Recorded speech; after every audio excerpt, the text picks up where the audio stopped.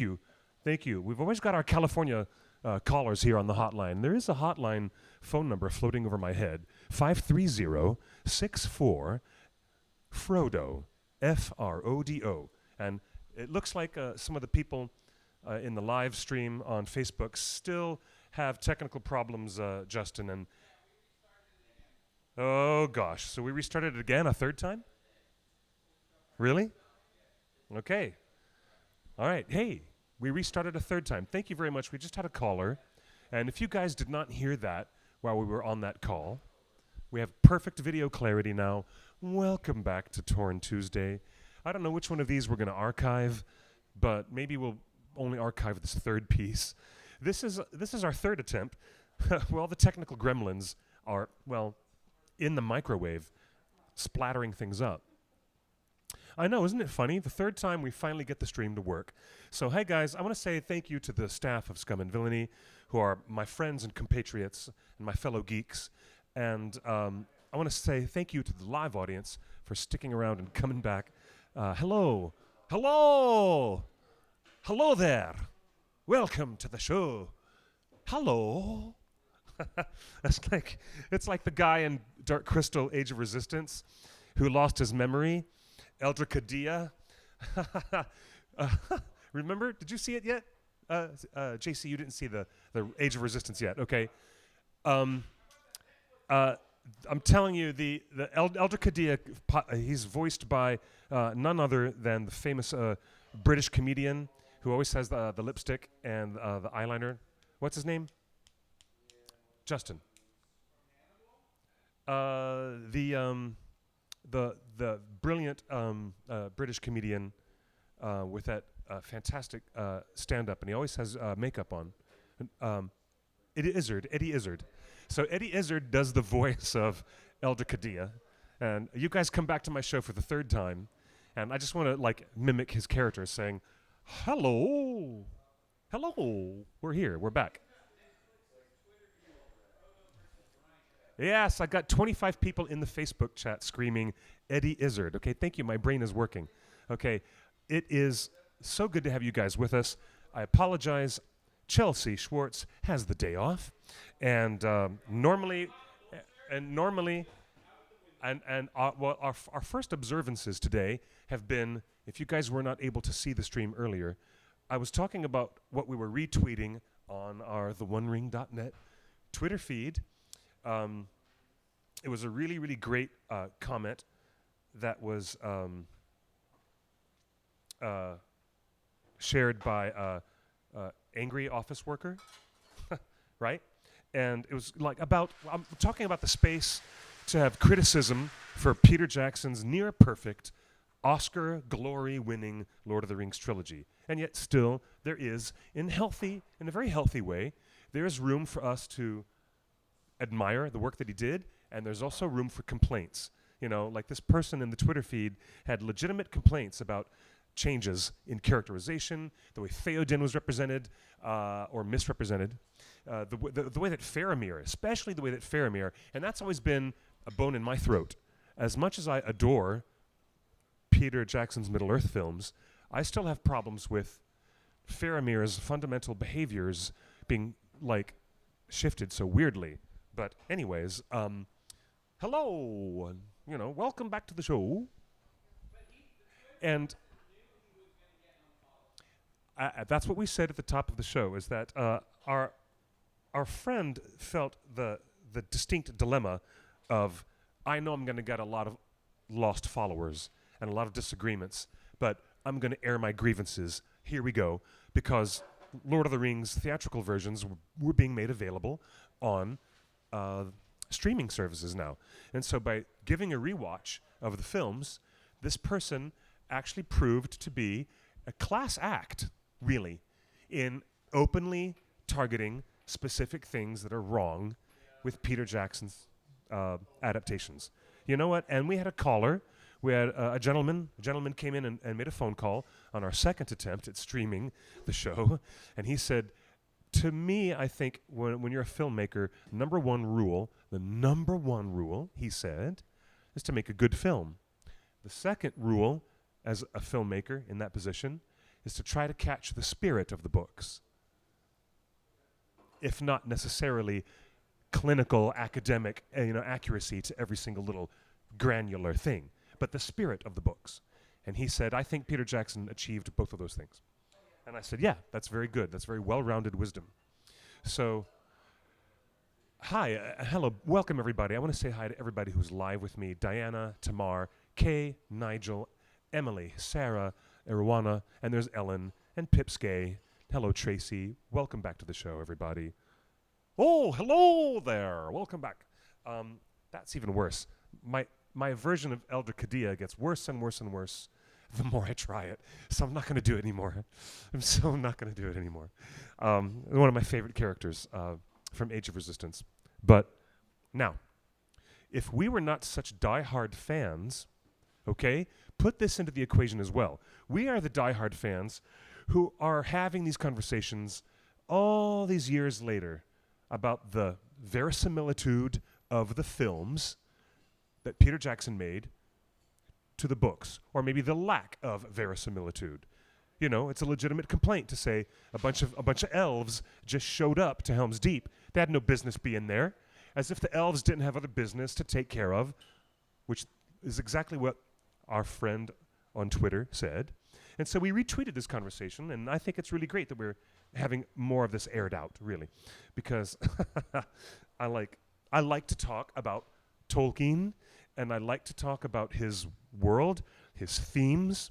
I really, really, really love to talk about the success that the professor had being a writer trying to position it as a real history that really happened with genuine linguistic backbone to back it all up, like real languages and real linguistics to back up. That's why Tolkien's literary creation is so unique to me personally. Now, also, given the flavor of that statement, given Peter Jackson is a unique filmmaker, given his films a backbone of really specific themes and a cohesive cinematic style and look. This is largely thanks to his Oscar-winning director of photography, may he rest in peace, and also his composer, Howard Shore. And by the continued efforts of Weta and the design team, the production designer, okay? Yes, let me remember. Andrew Lesney, top of the list to give credit to what Peter, Fran, and Philippa created. He's using a cinematic paint box, and I think that I'd like to give Peter the lion's share of the credit for doing what our other friend said when he called into the show a minute ago. He made a good film, and he kept it very, very true to the spirit of the books, even though he lost Tom Bombadil and didn't give Glorfindel a place, even though he changed Arwen around quite a lot to things that she never did before, even though they missed the very important thing of Galadriel giving the gift of the Malorn seeds to Samwise, so that Samwise would have to plant them in the future. Even though they missed one of the biggest and most important things, the Scouring of the Shire, which is the final nightmare episode where Saruman brings his evil right to the front door of Bag End, and he moves in. That the insanity of what the hobbits have to deal with after the War of the Ring is over, they still have to deal with Sharky and his ruffians. Too bad that Peter Jackson didn't give us all the Barrow Wights that I wanted and all the Gonbury Gone that I desperately wanted. And it's really too bad that Peter Jackson gave me a Faramir that was really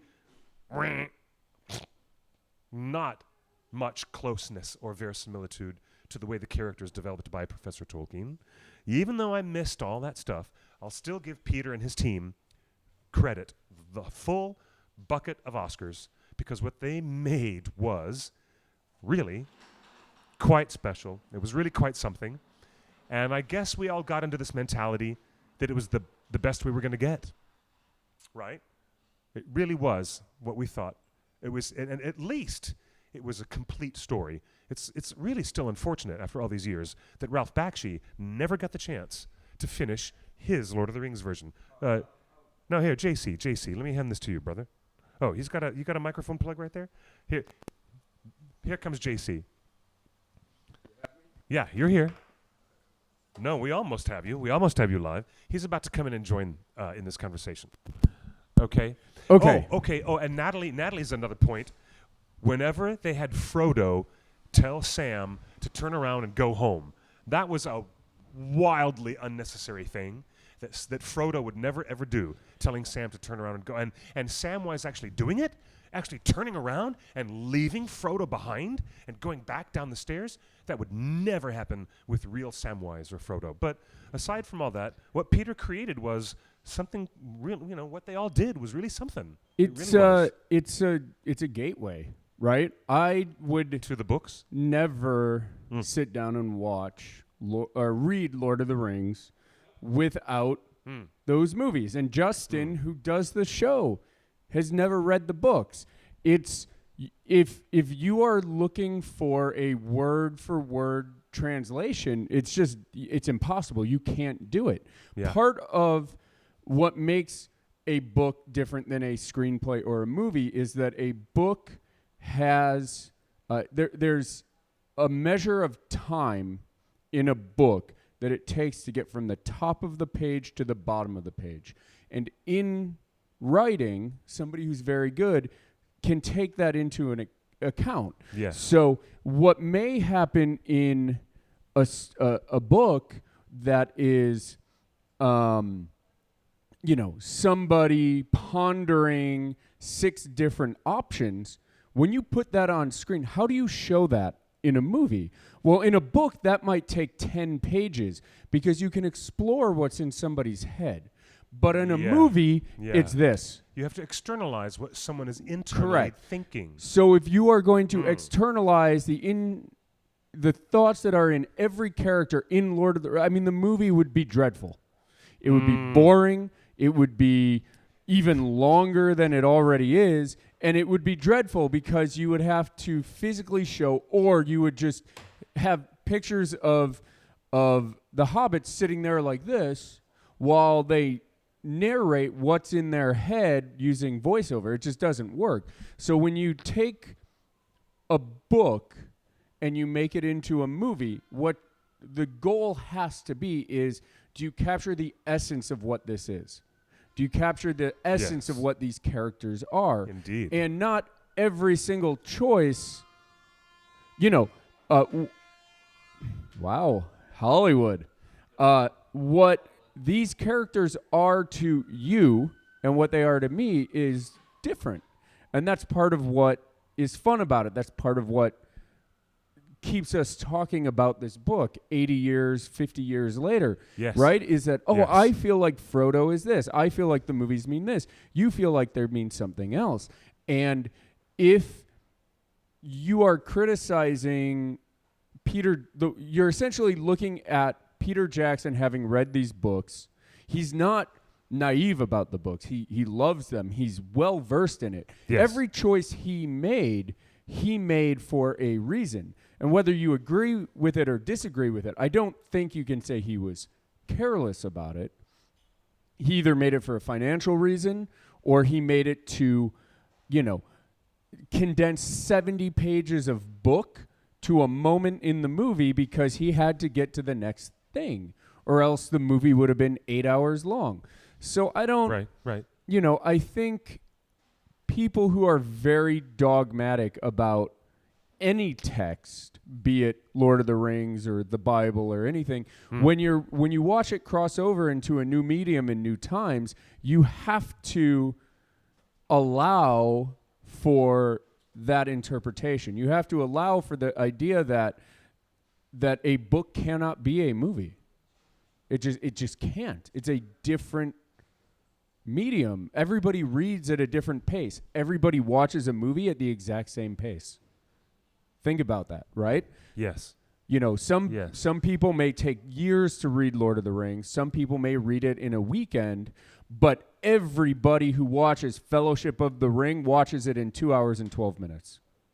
I mean, just right there is a totally different way of experiencing two different, the exact same thing. You mean 3 hours? 3 hours. Yeah, it's full 3 hours. You 3 know? hours, yeah. But I know. Yeah, I get you. I hear you loud and clear. Well, the gateway experience of film driving any audience to any adaptation to read its source material is a wonderful, wonderful thing. Believe it or not, my audience knows this. It happened back in the 1970s. Peter was so enraptured by Ralph Bakshi's animated version that he picked up the book and was like, well, I'm going on this cross-train, ride across New Zealand. I'm going to be doing nothing. I'm going to grab that. That's the thing I want to read, because most fresh in his mind was this visual masterpiece of crazy psychedelic animation. And Peter then becomes hooked. He becomes what we are, ringers, Which is cool, because then he created that experience for a whole new generation of people. It's all interconnected. I think art is interconnected in fun ways like that. But now, dogmatic approach to text is there's some things that need to be essentially there in an adaptation for it to work. Let's go to Mr. Snyder and his adaptation of Watchmen, which was super faithful, like biblically faithful to the Alan Moore comic book, until the conclusion of the third act, where the director suddenly decided, I'm going to omit the single most essential thing that made the villain's plot work, that made it a standout piece of exciting visual literature, that made it a unique comic book, and I'm going to skip it entirely, and have another character take the blame, and not have that amazing, powerful incident even happen at all. And so Zack Snyder gets, to me, a conflicted review about what was a beautiful, stunning, faithful, and hardcore, even really violent adaptation of Watchmen that ultimately fails in the end because he didn't stick the landing. He couldn't stick the landing. If Peter Jackson had changed something fundamental about that moment when Frodo and Sam are at the crack of doom, and Gollum appears as a surprise character, as an interloper, to resolve the moment that is most important, the most important thing was that Frodo failed. Something else had to happen to fulfill the quest. And here, Tolkien brilliantly reintroduces Gollum. But if the filmmakers had decided to change the ending for some weird reason, the way that Zack Snyder changed a sudden linchpin moment in the third act, if there would have been blood in the streets of fandom. The fandom would have revolted against Peter's adaptation, and we would never have forgiven him for it. Now, I hear people complain about Denethor being changed. Here in the live chat, people are quite correct to complain about Denethor being cheapened and turned into such a broadly played weirdo that he ends up being in the films, because that's not the Denethor we know in the books. But Peter still gets the luxury of playing around with those characters, and so does John Noble as a performer. They get to have that luxury because that's not as important to the fundamental backbone of Lord of the Rings. So there's a bit of wiggle room. I've never read Watchmen. I've never read Watchmen. I watched the movie and was bored out of my mind from start to finish. See, if you were a fan of Watchmen, I wonder if you would have felt that way. And what my girlfriend at the time loved the Watchmen comic and walked out of the movie being like, oh my gosh, it was so great. And I was like, well, what about this? And she goes, oh yeah, I guess if you haven't read the book, the movie doesn't make a lot of sense because it was so faithful, but in a different medium that it was almost a companion piece to the comic rather than a movie on its own. And I have heard the director's cut of the Zack Snyder Watchmen that's 4.5 hours long is fantastic. I've seen it. It's great stuff. Yeah. I have no interest because I was so bored and uninterested in his original version. It's great up to a point, but he still missed the landing because spoilers. He didn't have the whole thing that happened at the end of the story happen. Anyways. I mean, you could also say spoilers. And not to pick on Zack Snyder, but I'm going to pick on Zack Snyder. I mean, he lost the essence of who Batman was, and he lost the essence of who Superman was, which is why people are like, I don't know about these movies, right? But I think you would be hard pressed to say in Lord of the Rings, the main 15 to 20 characters, starting with Frodo and Aragorn and moving on down to, through Elrond and Legolas and all of those characters. How many of the major characters did he miss? Did he screw up? Probably not. I mean, he probably nailed the landing on the essence of what most of these people did, even if the actions are not. The extended editions reveal Faramir in a much, much more favorable light as far as, looking for verisimilitude to the books. But the theatrical versions of Faramir are just well, that's not the guy I read. That's the guy who actually said to Frodo, I wouldn't touch this thing, that ring of power. I wouldn't touch it if I saw it sitting on the roadside. He's not the character who's like, I'm going to take this weapon of power and drag these hobbits by the hair all the way back to Osgiliath as prisoners for my father. If you were to remove Faramir completely from the movies still pretty much work. You don't need Boromir's brother to show up and have this whole weird thing. You can make their father a nutbag. I mean, I would argue as a filmmaker that with having not read Return of the King ever, that you could probably pluck him and put in a generic character, and the essence of what the journey is and what the story is trying to say still works. You need the Gollum moment, like you said. You need that because you need to show that even a hobbit can't fulfill his mission. You've watched this guy for 9 hours walk towards Mount Doom to drop the ring in, and he can't do it. You're saying something about the nature of the ring and about the nature of the quest, and basically that's the moment that the whole story's about. That everything's about, the whole backstory all the way up to that moment. So you can't change that. Right. But Faramir having daddy issues and dragging a hobbit by the hair is it's so minute in with regards to what is the main story. And the live chat says, yes, you do need Faramir. You need the sacrifice and the daddy issues / Denethor works more with Faramir. I also would argue that we're talking about the weakness of men, as Tolkien, even Elrond is saying men are weak. And we're constantly talking about Aragorn struggling with what he thinks is his own inherent weakness because he himself is a mortal man, descended from the people who failed before him. And he's like, everyone's like at a moment where Boromir tries to, it's a mugging. It tries to mug Frodo, steal that stuff off of him, but the weakness of men gets explored in Faramir in contrast because he's not. His father is weakened by the madness of the Palantir, which is not shown in the film.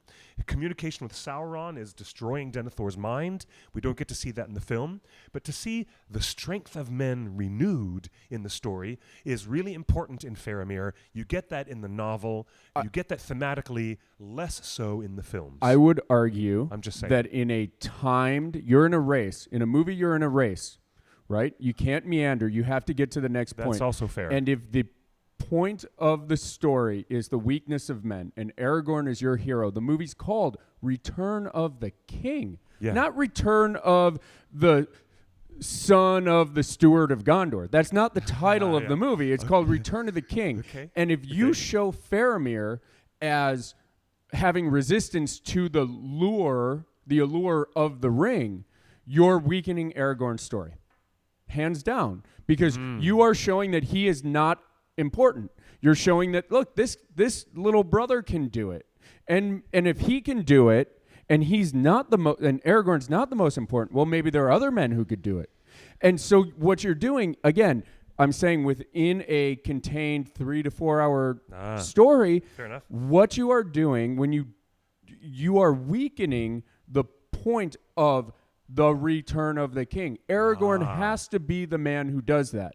And if you show Faramir being sympathetic to doing that, you're just like, oh, well, whatever. Why do I have to root for this guy? I get you that. don't. And you know what? I think your point is also reinforced by me realizing that Aragorn, at the very end of Fellowship of the Ring, has a moment with Frodo where he behaves exactly the way Faramir behaves in the books.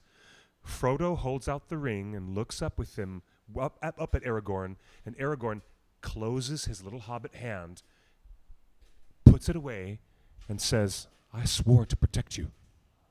That is the single most Faramir psychology and the most outwardly specific, very, very specific Faramir-type behavior, and the filmmakers decided to give that moment to Aragorn. And so maybe that totally supports your point 100%. And I think the people in the live chat are with me on that, because that moment where Viggo Mortensen just closes Elijah Wood's little hand and says, nah, he's like, he walks away. He's like, nah, I'm not going to do it. That is the most Faramir thing that happened. I wanted to see Faramir behave that way in the Two Towers movie. I had to wait a whole year. Guys, but JC experienced the movies on home video.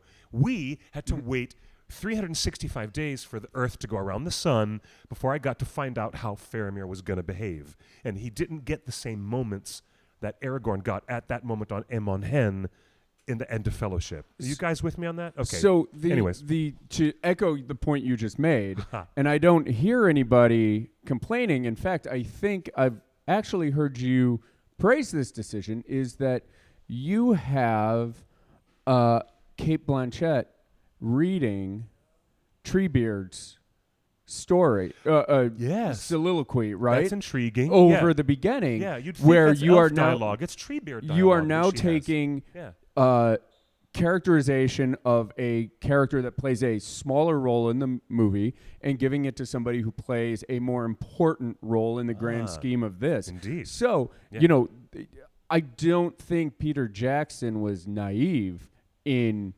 cutting back Faramir and giving that scene to Aragorn. He probably looked at it and goes, oh my gosh, people like me, JC, who have never seen these movies, we can't confuse them. We can't build this movie as a companion to the book for, where people are like, well, they left a couple things out, but at least it was very honest. It has to inspire the spirit of what Tolkien was trying to say. And anything, if that's your goal, anything you do that runs perpendicular to that, you have to pivot. Indeed. I'm with you on that. See? Very adroit. See, now here we go. JC has suddenly become a real, genuine, dyed-in-the-wool ringer that he can actually get down into minutia. But filmmaking, again, you are correct, and I would like to, again, get back, because we're in concert on this idea that filmmaking is a different idiom of artistic expression with a different toolbox and different techniques for exploring storytelling. What Charles Dickens and Charlotte Bronte and J.R.R. Tolkien have access to as novelists is a whole different world of tools and techniques for that. So given that these are apples and oranges and they're really, really kind of different in how we consume this piece of art, the information in it, the metaphysics that are in it, the themes, the color, the emotional power, we all absorb it differently when we're watching a film. And I'll still give Peter and Fran and Philippa the lion's share of all the credit for giving me a way better, way more emotionally involving and digestible version of Middle-earth adapted to cinema.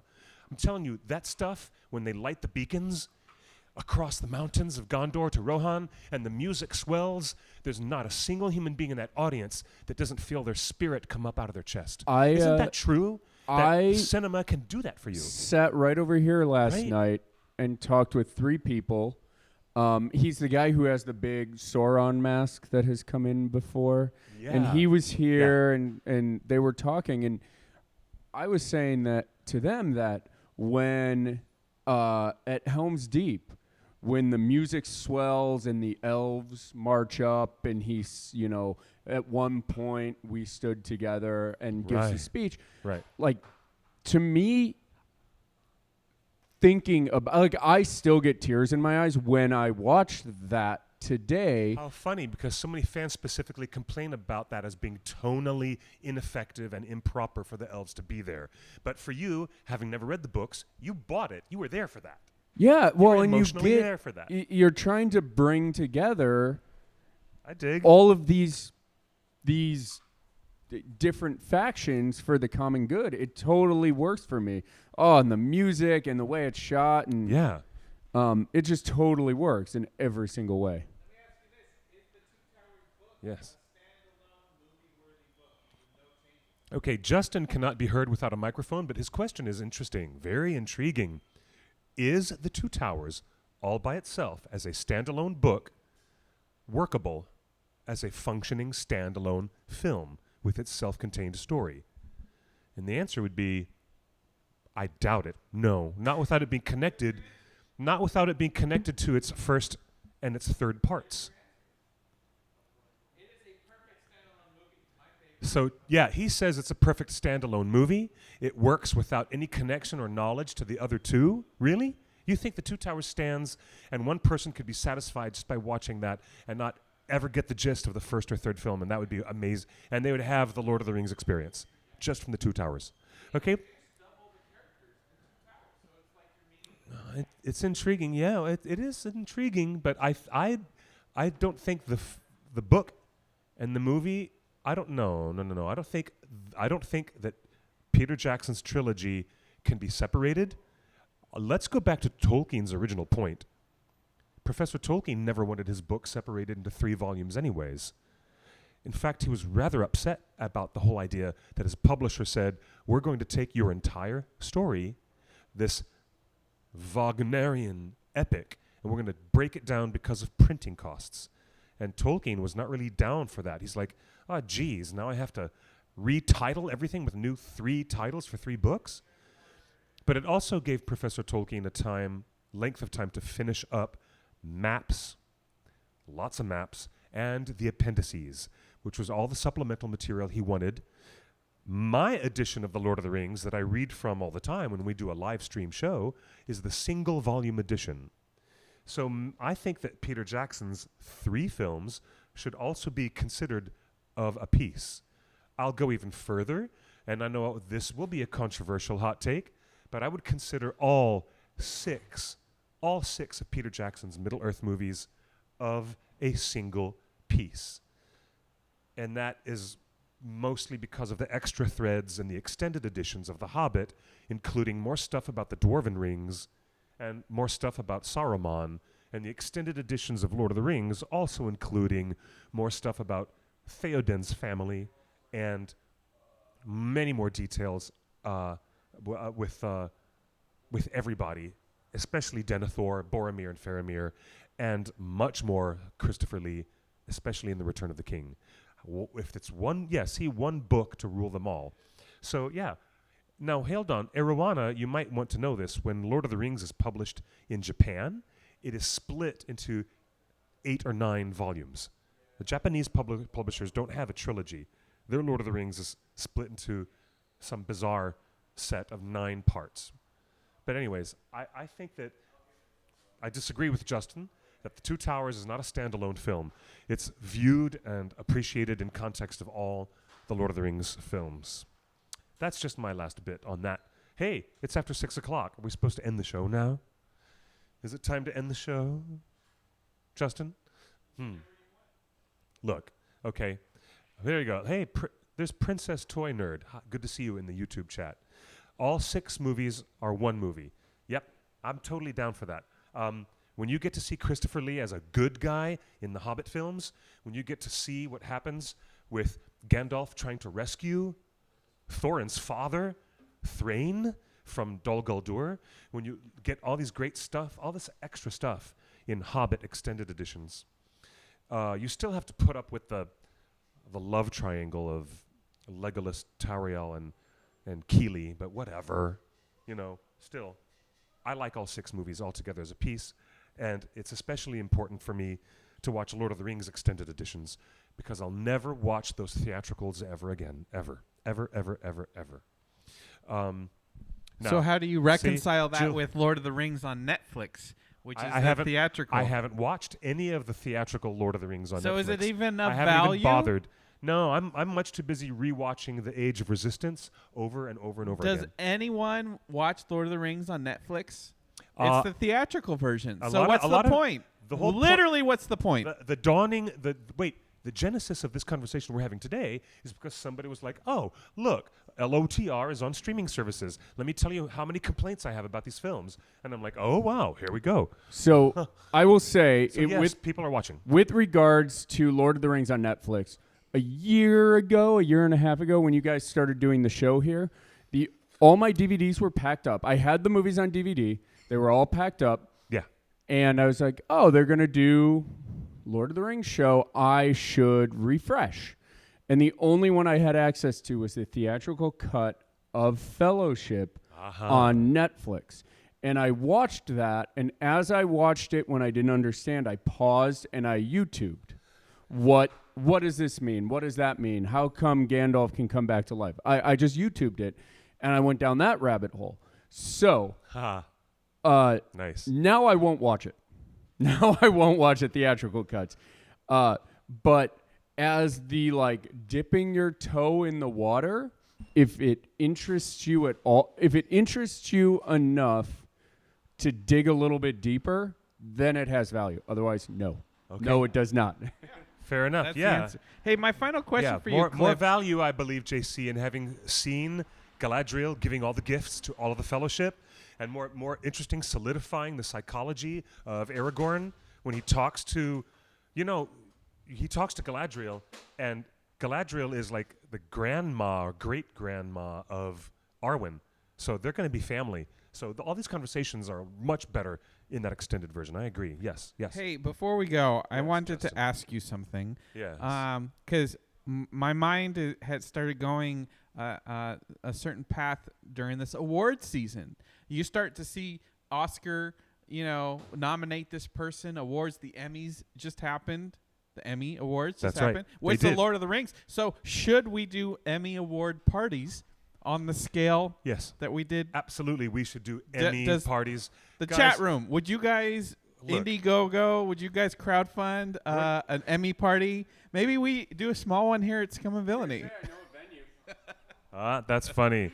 Now, I actually, I want to tell Princess Toy Nerd that Desolation of Smaug Extended Edition is a huge upgrade. A really significant improvement on a problematic film. Desolation of Smaug is probably out of the 3 Hobbit films, the one that is most improved. That's the one I didn't extended see. Edition. That's for sure. The other question I had coming up with awards season, yes, the Oscar nominations. Everyone's starting to campaign for that. Lord of the Rings: Return of the King was nominated for all the awards.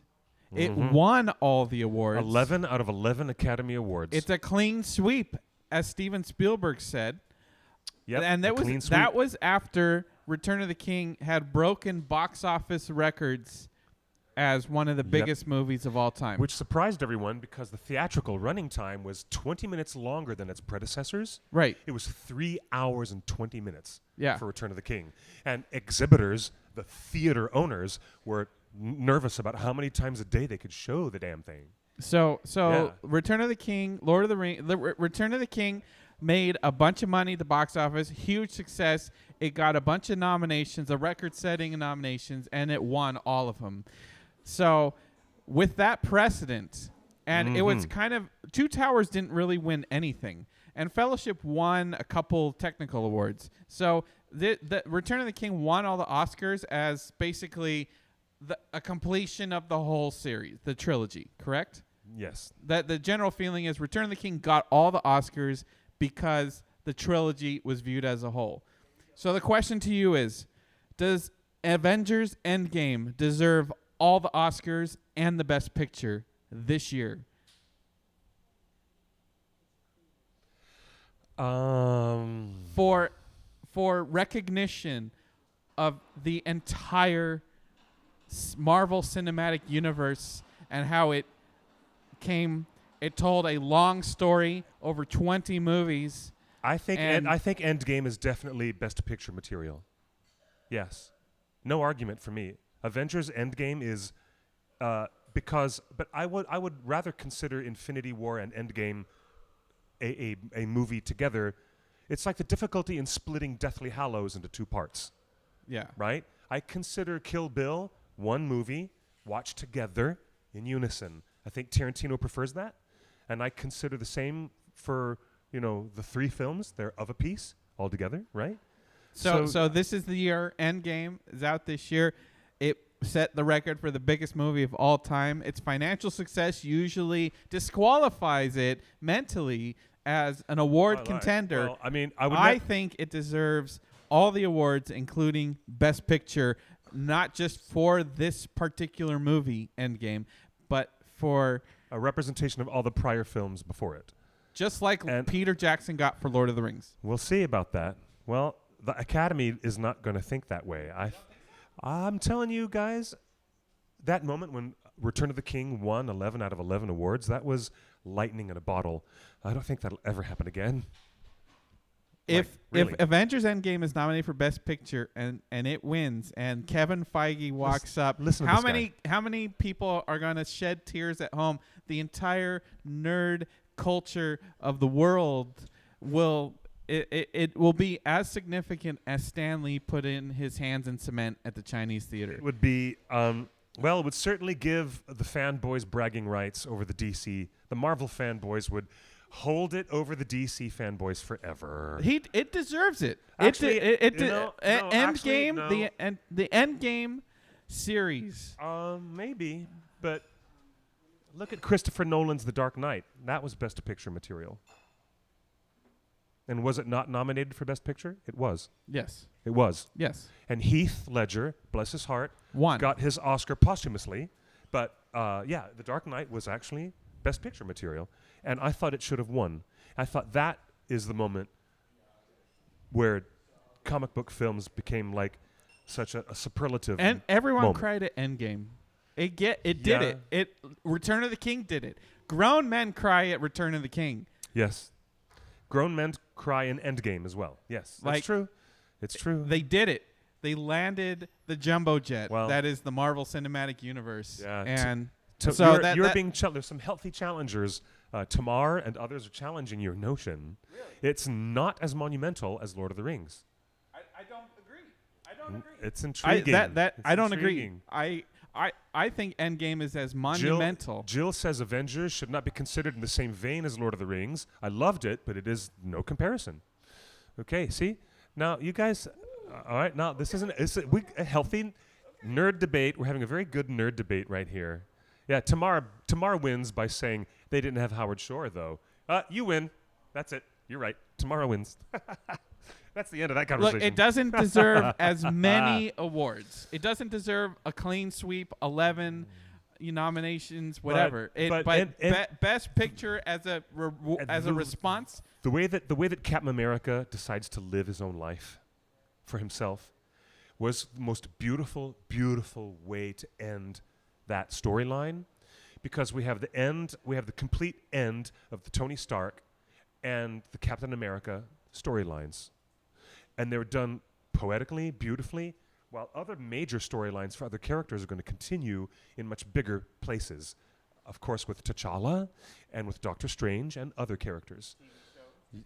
All that other stuff is going to happen. But I'm telling you, the satisfaction of there is a deeper emotional satisfaction with Endgame than anybody expected. And yeah, I'll give them that. I think but anyway. Is deserved not just for this movie, for the whole thing. You guys, this has been quite a healthy and interesting announcement. I want to ask all of my friends and all of you wonderful fans who are watching to keep in mind that I did an indie film a number of years ago called Ringer's Lord of the Fans, and I'm working on a new one that we would love you guys to sign up for. So stop what you're doing right now. We're not asking for any money, but we are asking for you guys to take a minute and look at my new indie feature that I'm making. It's called Going Live. It's really funny and twisted black comedy about surveillance and how all of our smart devices are watching us and recording us all the time. So go to bit.ly/going live, and that's bit.ly/going live. Just sign up for me now. Just please do that as a dear favor after 7.5 years of streaming all this Lord of the Rings stuff for you. I'd love to ask my community for just a moment of support and support my little film that's about to be made. You can get right to our Indiegogo page and you get free downloadable artwork of Lord Ganesh from the director, who's an incredible painter. You'll get this amazing downloadable art, and you'll support my film. Type your email in at bit.ly/going live. Thank you guys very much for doing that, and thank you for supporting our show. Justin, do you have any last-minute program notes? We're going to be here next Tuesday because we're live here every Tuesday here at Scum and Villainy with this extraordinary people. Oh, wait. New York Comic-Con is actually happening this weekend? Whoa. Wait. Sean Astin and Billy Boyd, that would be Samwise and Pippin, are going to be taking the Big Apple by storm at New York Comic-Con, which is a great party. We always have a great time when the Hobbits show up in New York City. Tickets are available for our party. We are actually having an event. You want to find out the details about that, then join our Facebook group. Literally, we have like the hottest Facebook group going on, and it's the One Ring Net. Join, and we'll have the details there about our party in the Big Apple for New York Comic-Con. Yeah, road trip. That's right, Emily. Bring it. And again, thank you, everybody, for checking out and supporting my film and signing up your email for free at bit.ly/going live. Now, you can follow me on Instagram and Twitter at QuickBeam2000. That's me, Clifford Broadway. Thank you, ladies and gentlemen, for this wonderful engagement. Hey, JC, thank you for the thorough wisdom, and thanks for dropping all those wisdom bombs on us. Justin, always delightful. Thank you for background producing and technically bringing us back from the grave. Third time's the charm. We finally got that stream working. We'll see you guys on the YouTube archives very soon. From my heart to yours, good night and good luck. Buenos noches y buena suerte.